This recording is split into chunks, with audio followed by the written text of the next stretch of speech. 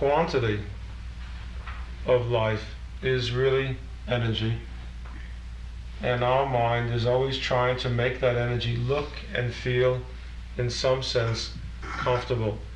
And I know that one of the greatest moments of my life was when I met Swami Nityananda, this enormous, fat, very black man laying on a stone slab in a small temple in India.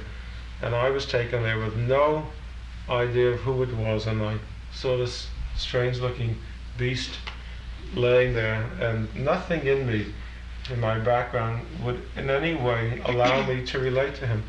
But people were being brought up to him and having experiences, and I realized this was some kind of an honor, and it was so stupid in me. It was like an experience during the war where you get on any line because they may be giving away something with his ration. So this was a precious thing that I suddenly was being denied, and I didn't even know what it was or what was being given. They may have been giving away an onion, but I suddenly wanted it because other people were giving it and I wasn't getting it. And I started to hear in myself, because of this vast energy that this man had, I heard all of these stupid things going on in my mind. And I looked at him, and suddenly I heard in me a voice talking, and it said, "Ask your question," and I didn't know what question.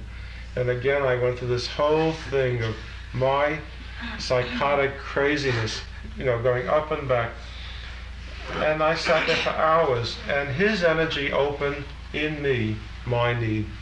And this is really how life is for all of us, that we live next to that energy which we need to find our answer.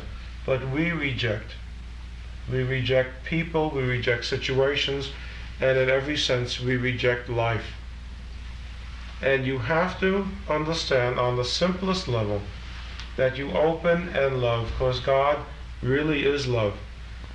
And because every church on every corner says God is love, we say this cannot be, because how can it be so simple?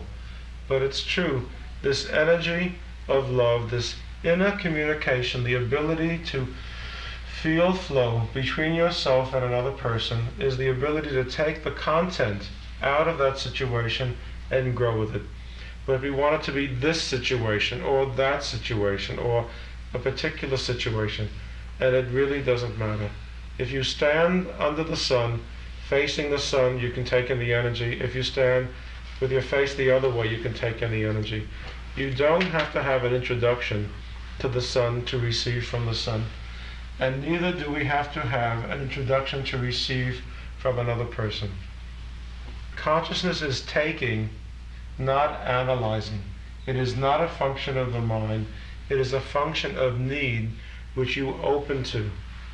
And if you want your realization, if you want to grow spiritually, then you learn to take from everything, and you learn to take from everybody. And life is the teacher.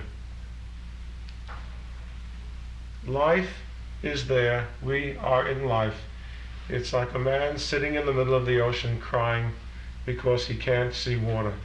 And we are sitting in this total energy which is there for our involvement.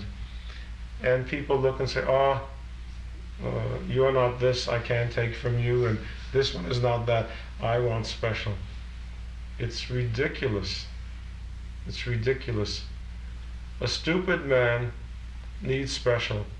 A conscious man makes everything special. And it really has to do with your need, your hunger, that makes everything food. And that's the reason I gave you this exercise. It expresses only the limitation of your appetite, because you refuse to go inside because you are either afraid or totally unconscious.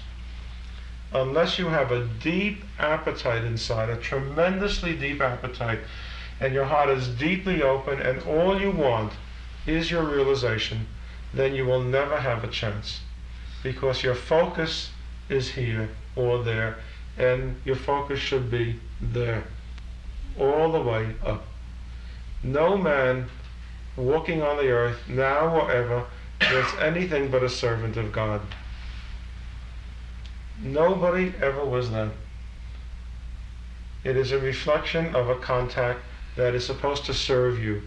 And until you in your own self realize that you are here to be served, not to serve, because anyone who comes to give you has to be your servant. Because if they are a teacher and they are supposed to be superior and they're supposed to have the answer, then there is only one function for them to do, and that is to serve you, not for you to serve them. And you have to go and shake them and bother them and make them find in themselves that which allowed them to receive what they had.